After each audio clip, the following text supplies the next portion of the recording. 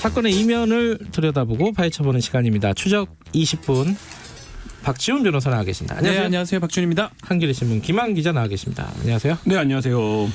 오늘은 조국 전 장관 그리고 그 부인 정경심 교수 관련된 재판 얘기를 좀 사실관계라도 좀 정리를 하고 싶은데 이게 너무 많아요. 일단 기본적으로. 그렇죠. 정경심 교수만 해도 혐의가 지금 14가지니까요. 그렇죠. 네, 너무 그러니까 재판도 여기저기 열리고 있고요. 예, 일단 뭐 어제는 조범동 씨, 그러니까 오촌 조카 네. 재판이 열렸고 그 전에는 정경심 교수 관련된 구속영장 발부 얘기가 있었고 또 조국 전 장관 감찰 무마 사건. 예, 그것도 재판이 지금 진행 중이죠. 네, 맞습니다. 그러니까 세 가지 축이 다 진행 중이고, 네. 근데 이제 정경심 교수 같은 경우는 입시 비리 의혹과 관련된 것도 있고, 또 펀드 관련된 사모펀드 관련된 것도 있고, 물론 저희 조국 전 장관도 이 감찰 무마 의혹도 있고, 가족 비리와 관련된 것도 또 있죠. 따로 있고. 동생도 있잖아요. 정경심 교수 동생. 그렇죠. 네. 네, 동생분도 있고, 야 이게 재판이 막 여기저기 우후죽순으로 열리고 있어가지고 사실 이 상황 자체가 좀 이렇게 표현하면 안 되지만 좀 재밌는 상황이에요. 어떻게 한 가족이 이렇게 다 한꺼번에 재판을 받는지. 자, 어쨌든 정리를 한번 해볼게요. 어제 뭐 시계열로 좀 정리를 해보죠. 어제 조범동 오촌 조카 재판은 쟁점이 지금 뉴스를 보니까 뭐 10억 그 정경심 교수하고 동생하고 준 10억이 대여금이냐 그렇죠. 투자금이냐 그게 쟁점인 거예요? 이 횡령이죠. 횡령이 되는데 횡령이 될 수가 있는데 지금 검찰 입장에서는 투자한 게 아니냐라고 계속 얘기를 하고 있고요. 네. 조범동 씨나 또 지난달에 정경심 교수가 증인으로 출석을 했습니다. 네. 뭐 차용증을 내면서 대여금이다. 네. 그러니까 돈 준 거 이자 받은 거다. 지금 이런 얘기를 하고 있고 만약에 투자해가지고 돈을 돌려받았다면 일정 금액을 착복한 형식이 되는 거거든요. 그래서 검찰에서는 횡령 얘기를 하고 있고 이제 조범동 씨나 정경심 교수 입장에서는 그 부분은 일정 그 대여금이기 때문에 아무런 문제가 없다는 식으로 지금 부인하고 있는 그런 상황입니다.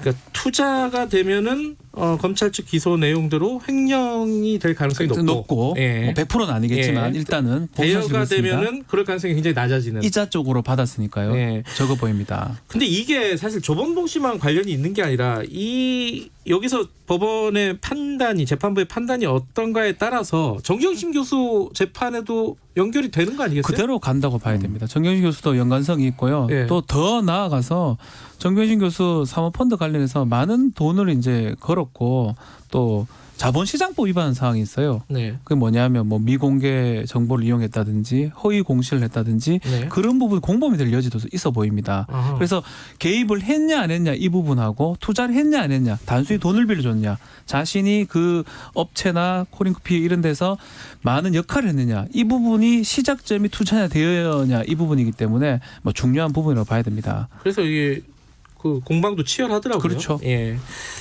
그러면 조범동 씨 관련된 재판은 그렇게 지금 진행 중이고 이제 정경심 교수 관련된 재판을 보면은 일단은 지금 재판이 진행 중인데 지금까지는 구속 상태였잖아요. 네. 그런데 지금 일요일 날이 나왔나요? 석방이 된 네, 거죠. 석방이 됐죠. 200일 만에 석방이 됐습니다. 예, 구속 영장을 추가적으로 발부하지 않았다. 예. 이거 검찰에서는 근데 발부하려고 했었던 거죠. 6개월입니다. 1심을 최종으로 최장기로 구속할 수 있는 기간이 6개월이고 네. 5월 10일 기준으로 6개월이 만료되기 때문에 추가 영장을 청구해. 그것도 마찬가지예요. 미공개 정보 이용이라든지 허위 공시 이런 것들을 이유로 추가 영장을 청구했는데 뭐 증거인멸 우려라든지 도주 우려가 없다라고 해서 재판부에서는 그걸 기각을 했어요. 결국 석방하게 된 것이죠.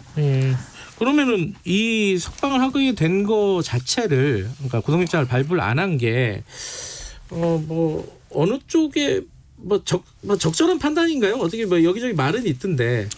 뭐 영장 발부에 대해서는 예. 뭐 사실은 재판부의 전권이기 때문에 그것을 잘했다 못했다 또 구체적인 어떤 내용을 일반인들이 알 수가 없습니다. 변호사님 저도 마찬가지고요. 네.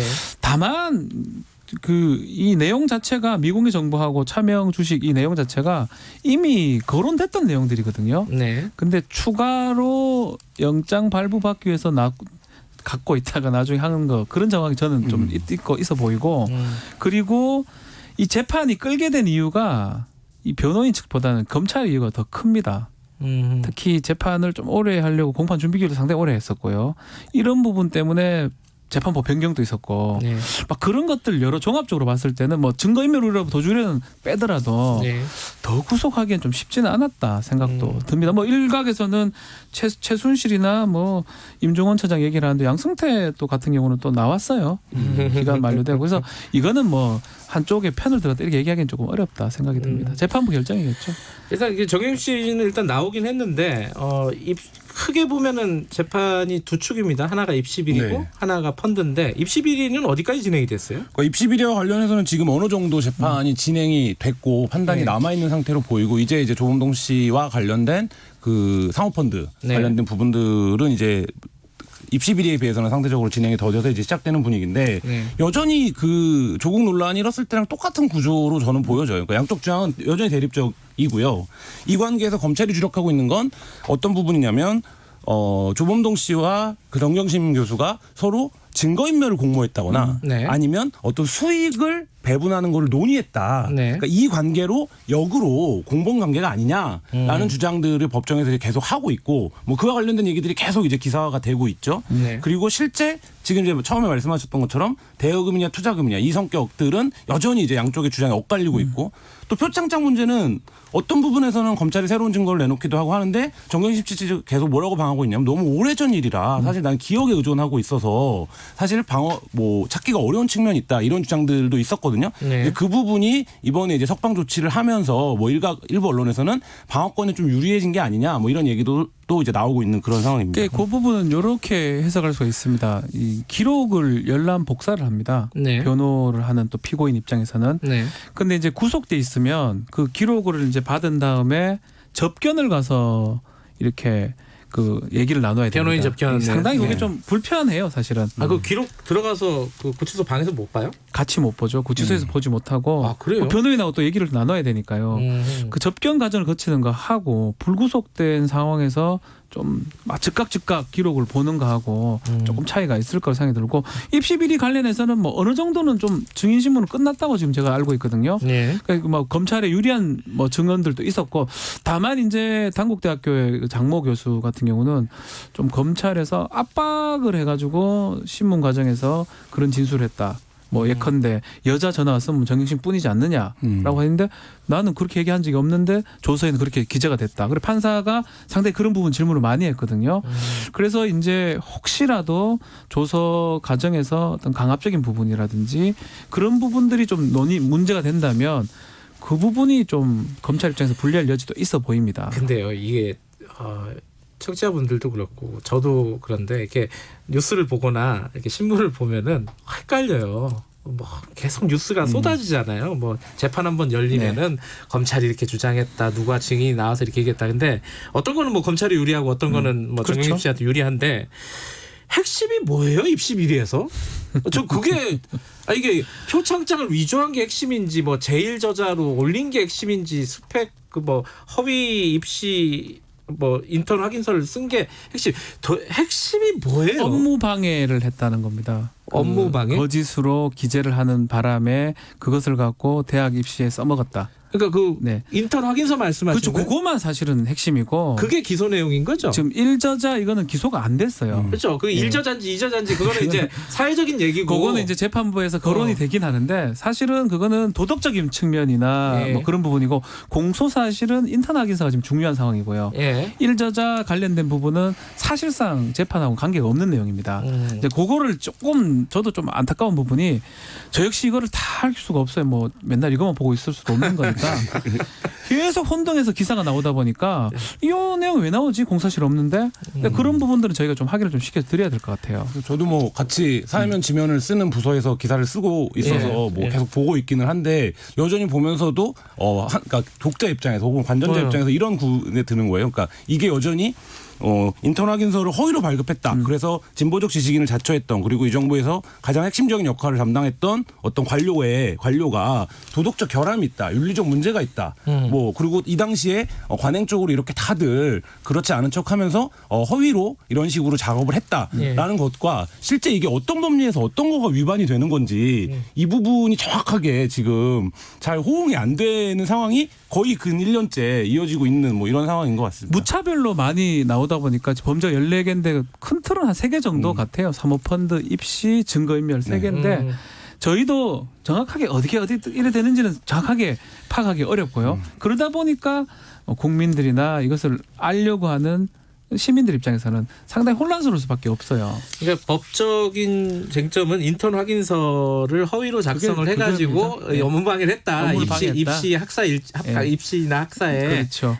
업무방해를 했다라는 건데 이제 연결이 되는 얘기긴 하죠. 뭐 제1저자 이런 것들 연결이 되지만은 법리적인 판단을 구할 얘기는 아니다라는 그렇죠. 생각은 드는데 어쨌든 알겠습니다. 핵심은 어쨌든 그거다. 이게 청취자분들도 뉴스 보실 때 그걸 알고 보는 것과 모르고 보는 건 좀 다르거든요. 나쁜 사람이라는 거고요. 네. 재판 과정에서 재판은 왜 하느냐 하면 그게 나쁜 사람을 가리는 게 아니고 증거 재판주의입니다.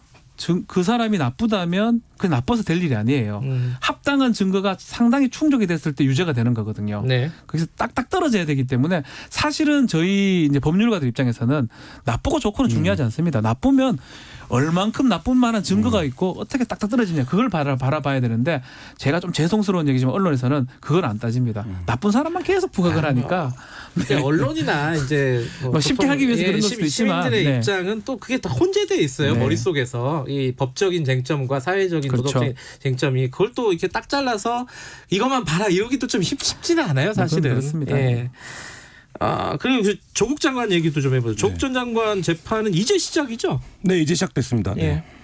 내용 좀 정리해 주시죠. 뭐 워딩이 화제가 됐죠. 오래 걸리겠지만 지치지 않고 싸우겠다. 처음에 이렇게 이제 법정에 들어갈 때 예. 얘기를 했고 그다음에 뭐 그 재판장을 둘러싼 풍경이 오히려 그러니까 사실 뭐 재판은 아직 첫 재판이니까. 네, 본격적인 단계가 아니기 때문에 그 뭐 풍경들 지지자들의 풍경 뭐 이런 것들이 오히려 더 화제가 됐었는데요. 그러니까 조국 장관의 기본적인 입장은 이런 거죠. 그러니까 사실이 지금 왜곡돼 있다. 어떤 부분들이 그것은 직접적으로 본인이 말은 하지 않지만 검찰의 어떤 의도가 있는 수사였다. 라는 걸 얘기하고 있고 그 부분에 대해서 하나하나 오래 걸리더라도 법리적으로 이제 다투겠다. 네. 그러니까 어떤 게 위법 사항이 아니라는 걸 입증하겠다. 뭐 이런 얘기겠죠. 네. 그러니까 이 부분에서 그 어쨌든 자기가 검찰의 기획된 수사 혹은 목적이 있는 수사에 의해서 희생됐다. 이런 부분들에 대한 메시지를 비교적 그 전달하고 그 재판장에 들어갔습니다. 자, 조 전 장관 관련 비위 네. 감찰 무마 의혹 있잖아요. 이 사건 지금 하고 있습니다. 예, 예. 그거의 핵심은 또 뭐예요? 이것도 마찬가지입니다. 이것도 어려워. 유재수 전 부시장이 부산시 부시장이죠. 이제 비위가 있는데 그 비위 관련해서 뭐 수사기관에 입찰하거나 이렇게 해야 되는데 지금 직권을 남용해서 조국 전 장관이 민정수석 시절에 봐주기를 하면서 감찰 활동을 방해했다. 이게 이제 핵심으로 공소된 내용인데 근데 사실은 첫 번째 재판에서 중요한 증인이 나왔습니다. 누구죠? 검찰 측에서 되게 중요한 증인이 이인걸 네. 특감반장입니다. 네네. 특감 반원들의 업무가 지금 직권이 남용돼 가지고 방해가 됐다는 거거든요. 네. 그 부분이 공사실 핵심이고 검찰 측 증인으로 지금 나왔는데 이 검찰한테 유리한 얘기를 대부분 했는데 네. 변호인 반대 신문 과정에서 하나 좀 중요한 내용이 나왔습니다. 어떤 거죠? 결국은 이 감찰의 종료의 권한이 누가 갖고 있냐 이게 중요합니다. 감찰 종료를 특감 반원이 갖고 있는데 민정수석이 그 위에 있는 상관이라는 이유로 직권을 남용해서 마음대로 종료시켰다면 직권남용자 될 가능성이 높고요. 네. 그 권한 자체가 민정수석의 권한이라면 민정수석이 자기 권한 행사한 거예요. 그렇기 때문에 직권남용자가 안 될 가능성이 높습니다. 그 얘기를 계속 질문했는데 이인걸 특감반장이 잘 빠져나가다가 마지막 쯤에 그건 수석님 권한이죠라고 얘기를 해버렸습니다. 그래서 이게 지금 앞으로 어떻게 진행될지 한번 지켜봐야 될 것 같습니다. 그러니까 조 전 장관이 네. 이거는 중단이 아니라 종료다라고 종료다. 얘기하는 게 같은 맥락인 그렇죠. 거죠. 똑같은 얘기를 네. 합니다. 네, 종료는 이제 그것도 포함된 거죠. 그러니까 처음에 감찰 더 어떤 프로세스를 진행할 수 있었는데 네. 유재수가 사표를 낸다라고 하니 그러니까 사표를 내면 사실 감찰 권한이 없어지는 거거든요. 네. 그러니까 여기서 정리를 하자 이렇게 이제 얘기가 됐다라는 거예요. 그러니까 이 부분은 그러니까 말하자면 권한이 누구의 것이냐 그리고 그 권한을 행사 뭐 하려고 했냐 안 하려고 했냐가 지금 쟁점이긴 하지만 사실 이 진술로 놓고 본다면 조국 그 민정수석 입장에서는 나 권한을 행사할 수 있는 프로세스 자체가 사라졌다. 사표를 낸다라고 해서 뭐 이렇게 이제 얘기할 수도 있는 상황입니다. 뭐 이 재판은 이제 시작이니까. 시작이에요, 시작. 예, 각종 증인들이 계속 나오겠죠. 차차 보도록 하고요. 지금 마지막으로 조 전 장관 동생 네. 이분은 좀 혐의가 채용 비리 아니에요? 그렇죠. 이분은 거의 지금 선고 때가 다 된 것 같은데. 징역 6년을 구형을 했습니다. 예. 지금 이 사람 그 허위 공사 대금 뭐 그런 것 때문에 예. 이 학원 웅동학원이죠.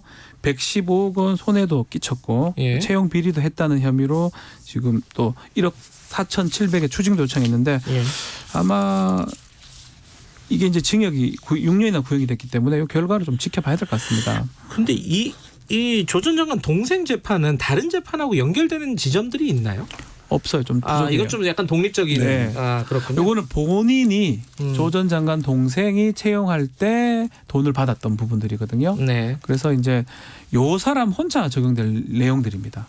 이것도 처음에 아예 검찰의 수사 범위에 들어있던 사건은 아니었죠. 아니었죠. 사실은 네. 응동비리에 관련해서 조국 전 장관이 그러니까 감사로 재직할 당시에 네. 이 손해를 입히는 걸 알았느냐를 보러 들어갔다가 이 채용 비리 문제가 이제 불거져 나온 예. 사건입니다. 채용 비리 부분은 혐의가 있을 가능성이 높아요. 지금상 증거 인멸도 있고요. 같이 해서 6년까지 이제 구형이 됐는데 손해 끼친 부분요. 네. 그 횡령이나 배임 같은 건데 그 부분은 이제 좀 혐의를 다툼의 여지가 좀 여지 있다. 있을 것 같습니다. 예. 알겠습니다. 오늘 뭐 등장인물이 많아갖고 네. 수박 겉핥기식으로 한번 짜라라. 20분 만에 정리는 불가능합니다.